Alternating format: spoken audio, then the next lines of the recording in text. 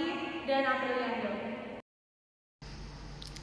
Assalamualaikum warahmatullahi wabarakatuh. Baiklah, saya di sini akan menjelaskan tentang marketing plan. Marketing plan merupakan bagian dari business plan. Inti kegiatan dari marketing plan ini yaitu terdapat: yang pertama, analisa situasi lingkungan dan peluang pasar, mengembangkan sasaran pemasaran, menetapkan strategi pemasaran, dan menciptakan taktik atau tindakan pelaksanaan.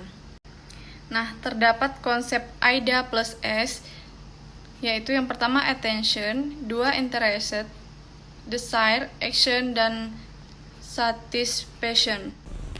Selanjutnya yaitu komoditi yang dipasarkan para wirausaha, memasarkan berbagai jenis barang dan jasa seperti barang konsumsi, barang hasil bumi, barang industri, dan jasa.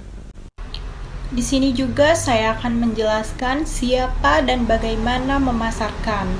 Memasarkan suatu komoditi adalah melalui fungsi-fungsi yang terdapat dalam marketing yang meliputi 3 fungsi. Yang pertama yaitu fungsi melakukan pertukaran. Yang kedua, fungsi melakukan kegiatan fisik barang. Yang ketiga, fungsi untuk memberikan fasilitas atau kemudahan-kemudahan.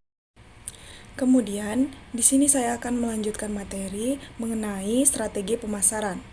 Apa sih strategi pemasaran itu? Strategi pemasaran adalah memilih dan menganalisa pasar sasaran yang merupakan suatu kelompok orang yang ingin dicapai oleh perusahaan dan menciptakan suatu bauran pemasaran yang cocok dan yang dapat memuaskan pasar sasaran tersebut. Kemudian, dalam menyusun strategi pemasaran, ada 2 variabel utama yang perlu dipertimbangkan. Yang pertama, ada variabel yang dapat dikontrol. Ada market segmentation, market budget, timing, dan market mix. Dan yang kedua, ada variabel yang tidak dapat dikontrol. Adapun pengembangan produk. Pengembangan produk pada suatu perusahaan dapat dilakukan melalui berbagai tahap. Tahap-tahap yang biasanya diikuti dalam pengembangan produk adalah adanya suatu ide, penyaringan ide, pengembangan ide, pembuatan percobaan, analisis usaha, percobaan penjualan di pasar. Tujuan dari pengembangan produk yaitu memenuhi keinginan konsumen, memenangkan persaingan, meningkatkan jumlah penjualan, mendayagunakan sumber-sumber produksi, dan mencegah kebosanan konsumen. Di sini saya akan melanjutkan presentasi dari teman saya, yaitu strategi pemasaran. Produk baru diperkenalkan di pasar, strategi. Berusaha selalu memperbaiki penampilan produknya, menyebarkan barang sebanyak-banyaknya ke seluruh toko, melakukan sell out. Selanjutnya, produk sudah dikenal, strategi.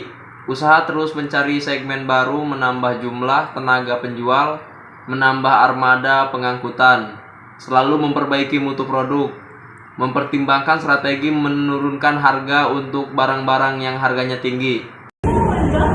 Menyusun marketing plan. Marketing plan memuat hal-hal analisa situasi SWOT, tujuan pemasaran, marketing objectives, strategi inti, jadwal pelaksanaan action plan, anggaran pemasaran, marketing budget, kontrol. Tentang analisa pasar, yaitu analisa memuat kebutuhan pengguna atau customer, yaitu kebiasaan mereka membeli atau tren yang sedang berlangsung. Kedua, analisis mencangkup keadaan pasar di mana produk-produk kita bersaing.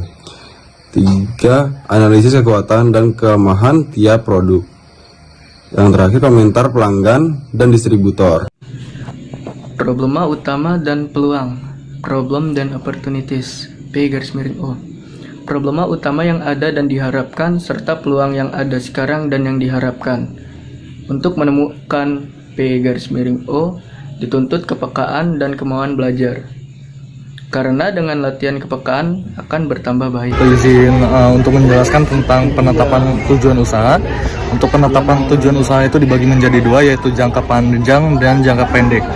Untuk yang jangka pendek itu dapat dinyatakan dalam hitungan angka, mungkin dicapai dalam waktu yang ditentukan. Untuk jangka panjangnya itu pernyataan singkat yang menyatakan akan dicapai oleh perusahaan dalam jangka waktu 5 tahun. Baik, di sini saya akan melanjutkan presentasi berikutnya. Dimana kalau misalnya tadi kita udah membahas terkait marketing plan, mulai dari pengertian, proses, konsep, dan lain sebagainya, maka di sini saya akan menjelaskan terkait gambaran umum pasar. Nah, pasar utama kami ini adalah semua orang yang menyukai rasa manis, yang menginginkan manfaat minuman manis, ataupun sekedar ingin melepaskan dahaga. Kemudian, kami ini mengusahakan segmentasi pasar kami seluas mungkin. Karena apa? Yang pertama karena sifat dan minuman itu sendiri yang dibutuhkan oleh setiap orang. Kemudian yang kedua karena sebagian besar orang menyukai rasa manis. Tapi, kami tetap memperkirakan pembeli-pembeli ini adalah potensial terbanyak, yakni golongan usia remaja ke bawah. Kemudian, secara garis besar, kami menciptakan dan menjual beberapa produk yang bersifat merakyat. Artian, dia terjangkau untuk ditemui. Tapi, kami juga menyediakan satu atau beberapa produk dengan varian produk yang berkualitas tinggi. Dalam artian, harga lebih tinggi tentunya. Nah, tingkat kualitas tersebut mulai dari harga dari bawah ke atas. Kami bagi dalam beberapa ukuran. Misalnya, ada ukuran yang mikas, kecil, sedang, dan yang besar sekalipun. Nah, kemudian dengan harapan menjadi nilai positif bagi efek psikologis ke konsumen.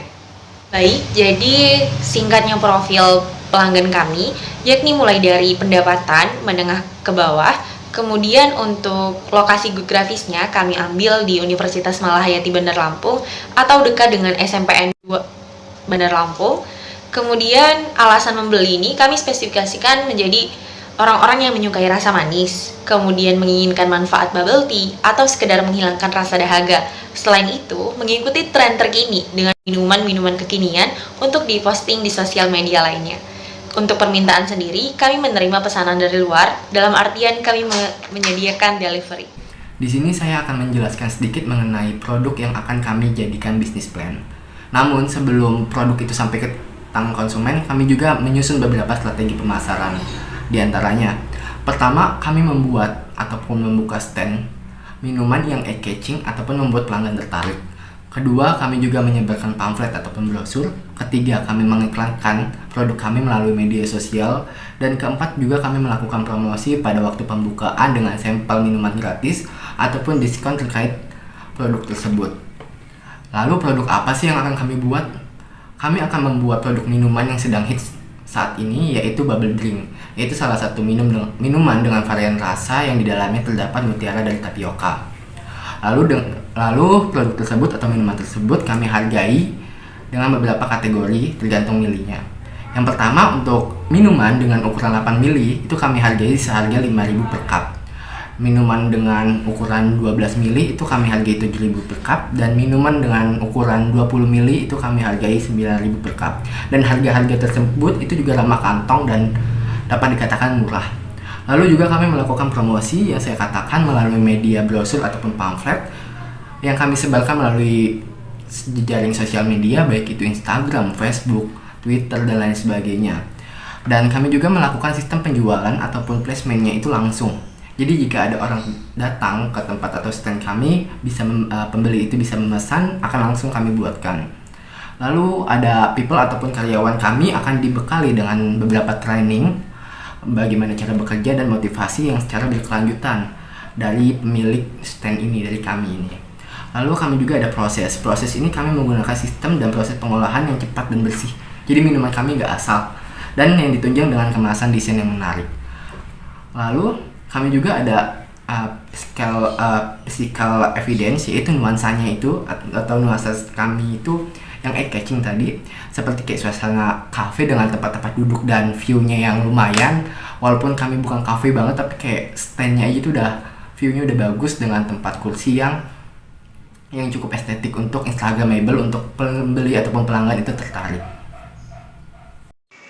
Oke, sekian hasil dari presentasi kami. Kurang lebihnya mohon maaf.